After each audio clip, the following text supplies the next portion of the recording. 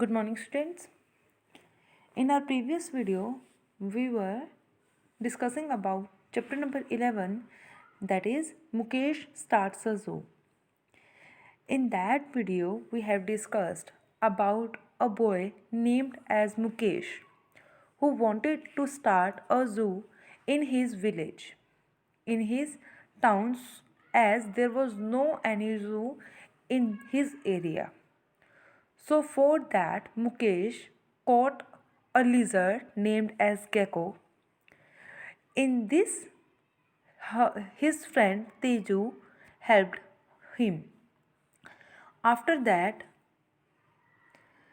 they got a black dog which Mukesh was having, which was a wild dog who has black color and got yellow eyes.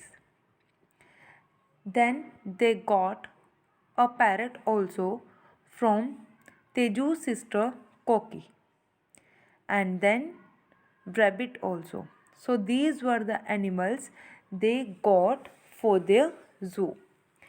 So let us start with page number 73. I hope you all have read till page number 72. Let us start. Sitaram was the washerman's son. So they were talking about a donkey, Sitaram's donkey. So Sitaram was the washerman's son. Sitaram कौन था? Washerman मतलब धोबी का बेटा था जिसके पास वो donkey था. So they were thinking to lend that donkey for their zoo.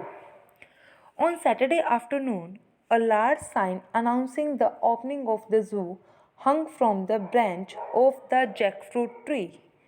Saturday afternoon को एक साइन बोर्ड लगाया गया जो अनाउंस कर रहा था, बता रहा था the opening of the zoo, कि यहाँ पर ज़ू की ओपनिंग हो चुकी है, जिसे हैंग किया गया था जैकफ्रूट ट्री के ब्रांच पर. Children were allowed in free but grown ups had to buy tickets at 50 पैसा ईच. चिल्ड्रन वहाँ पर फ्री में अलाउड थे, पर ग्रोन अप्स कौन होते हैं?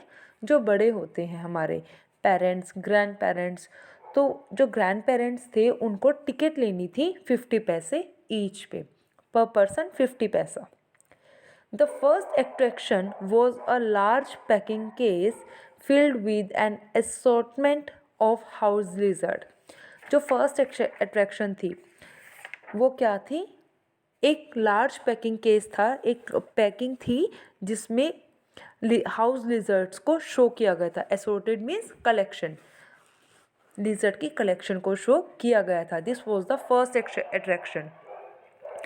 कोकीज white rabbit was on display in the next enclosure. Cookie का वाइट रैबिट नेक्स्ट डिस्प्ले में था. एनक्लोजर जो एरिया है, first one was lizard, second one was Cookie's rabbit. Starting at it from behind the wire netting was Mukesh dog, rare black dog with yellow eyes, read at the notice. उसके बाद मुकेश का black dog रखा गया था जिसके notice board पर लिखा गया था rare black dog with yellow eyes. उसके अपीयरेंस को शो किया गया था. The dog pod to dig his way under the fence in order to get at the rabbits compartment. अब जो वो डॉग था, ही वॉज पॉड मीन्स अपने पंजों से वहाँ पर जो मड थी उसको खोद रहा था, so that he could go to rabbits compartment. वो रैबिट के कंपार्टमेंट में, रैबिट के एनक्लोजर में जा सके. टाइड विद अ रोप वो सीताराम्स स्मॉल डोंकी. रोप से टाइड किया गया था सीताराम के स्मॉल डोंकी को. On the tree was a sign saying wild ass from Kutch. और ट्री पर साइन बोर्ड क्या लिखा था? Wild ass for Kutch, Kutch से wild ass means donkey. There was also a duck that didn't seem to belong to anyone and a small cow that had strayed in on its own. वहाँ पर एक duck भी थी जिसका किसी से कोई भी कनेक्शन नहीं लग रहा था।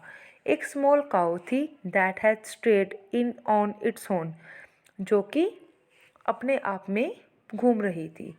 But the star attraction was the parrot, लेकिन स्टार अट्रैक्शन वहाँ पर काफ़ी तरह के एनिमल्स आ गए थे। First one was the lizard and then it was dog and then Sitaram's donkey. But the star attraction में जिसने सबके अट्रैक्शन को कैच किया हुआ था वॉज पैरेट। वो क्या था? पैरेट था। As it could recite 3 different prayers over and over again, क्योंकि वो प्रेयर्स को सिंग कर सकता था। As Teju's grand mother taught it, Teju के ग्रैंड मदर ने उसको सिखाया था प्रेयर्स, तो वो बार बार उन प्रेयर्स को गा रहा था। Teju and Cookie's grand mother had chosen that day for visiting the temple, क्योंकि उस दिन उनका पैरेट जू में था, तो उनके ग्रैंड मदर ने चूज़ किया था वो डे टेम्पल में विजिट करने के लिए। So she was unaware of the fuss that was being made for her pet. और तेजू और कोकी ने क्या किया, उनसे बिना पूछे उस पैरेट को जू में ले गए थे। What is the meaning of फस हेयर? फस मीन्स डिस्टर्बेंस। तो उन्हें कुछ भी नहीं पता था जो उनके पेट के साथ की जा रही थी। While Mukesh and Teju were escorting the visitors, escorting means स्वागत करना, escorting means गाइड करना, स्वागत करना, किसी को गाइडेंस देना। So while Mukesh and Teju were escorting the visitor, जब वो escort कर रहे थे visitors को, there was a disturbance in the zoo, वहाँ पर zoo में disturbance हुई। The black dog with yellow eyes had managed to dig his way out of his enclosure. Black dog ने with yellow eyes had manage, उसने manage कर लिया था, उसने डिग कर रहा था, खोद रहा था, तो वो इस चीज़ में सक्सेसफुल हो गया था। He was now trying to dig his way into rabbits compartment, अपने एनक्लोजर से तो उसने डिग कर लिया था, लेकिन अब वो रैबिट के कंपार्टमेंट में जाने के लिए डिग कर रहा था। He was now trying to dig his way into Rabbit's compartment. Meanwhile, the donkey managed to snap the rope that held it and ran away. और यहाँ पर डॉग जो है वो डिग कर रहा था, वहाँ पर डोंकी ने क्या किया, जिस रोप से वो बंधा हुआ था उसको स्नैप, उसको खींचने में, उसे तोड़ने में वो सक्सेसफुल हो गया एंड रैन अवे, वहाँ से भाग गया। Shirking Cockies ran to rescue her rabbit. Shaking means a loud high shout. जब ये चीज़ उसने देखी कि वो अपने रैबिट के पास जा रहा है, जो डॉग है वो रैबिट को के पास जाने की कोशिश कर रहा है, तो कोकी ने अपने रैबिट को बचाने के लिए ज़ोर से शाउट किया। Koki ran to rescue her rabbit, rescue means बचाना। कोकी अपने रैबिट को बचाने के लिए भाग गई। Soon it was safely cradled in her arm, जल्दी ही कोकी ने उसे अपने आर्म में क्रैडल मीन्स बाहों में भर लेना, हक कर लेना। Frustrated the dog turn his attention to the duck, अब वो डॉग फ्रस्ट्रेट हो चुका था, उसे रैबिट तो मिला नहीं था, अब उसने अपनी अटेंशन डक की तरफ की। The duck flu away over the package case but the dog landed in it, scattering desserts in all the direction. Duck ने अपने पैकिंग केस में उड़ने लगी और डॉग उसके ऊपर लैंड कर गया। Scattering desert in all the attention, और जो डिज़र्ट का एनक्लोजर था वो नीचे गिर गया और जो लिजर्ड है वो हर जगह फैल गई। In all this confusion, no one noticed that the door of parrot's cage had flipped open. इन सब confusion में किसी ने ध्यान नहीं दिया कि जो पैरेट का केज है, पिंजरा है, उसका जो दरवाज़ा है वो खुल गया है। With a pleased squeak of whir of wings, the bird shot out of the cage and flew off. अब ये टाइम था, उसने जल्दी से अपने परों को फैलाया और वहाँ से अपने केज से उड़ गया। What are we going to do now? आज तेजू, अब तेजू ने पूछा अब हम क्या करेंगे। कोकी हैड एन आइडिया, कोकी के पास एक आइडिया था। आई नो, शी सेड, उसने कहा मुझे पता है, विल गेट अनदर पैरेट, हम दूसरा पैरेट ले आएंगे। How? Well we have collected 10 rupees, हमने 10 रुपीज़ कलेक्ट कर लिए हैं। We can buy a new parrot with it, हम इससे एक नया पैरेट बना सकते हैं। So they hurried off to the bazaar, वो बाज़ार की तरफ निकले।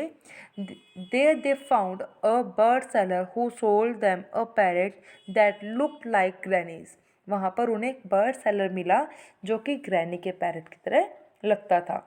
Granny who could not see clearly, granny जो कि साफ नहीं देख सकती थी, डिडंट नोटिस द डिफरेंस, उन्होंने उस डिफरेंस को नहीं पहचाना। However, she complained that the bird had stopped repeating its prayer. लेकिन उन्होंने एक कंप्लेंट की कि बर्ड ने, उनके पैरेट ने अब प्रेयर्स को चैंट करना बंद कर दिया है। Teju had an bright idea, अब तेजू को एक आइडिया आया। Every morning he stood in front of parrots cage, वो पैरेट के केज के सामने खड़ी होते, रिपीटेड ग्रैनीज प्रेयर, और ग्रैनी के प्रेयर को रिपीट करते। Within a few weeks the bird had learn to repeat one of them, कुछ ही हफ्तों में जो बर्ड है, न्यू पैरेट था, उसने उनमें से एक प्रेयर सीख ली। Granny was happy again, granny खुश हो गई। Not only because her parrot was playing once more, but because Teju had started playing too, इसीलिए नहीं कि पैरेट ने एक बार दोबारा गाना शुरू कर दिया है, बट इसलिए क्योंकि तेजू ने भी प्रेयर करना स्टार्ट कर दिया था। So this was the chapter number 11. Mukesh starts a zoo. I hope you have understood the chapter. Now you may solve exercise of the chapter. This is all about today. Thank you. Have a nice day.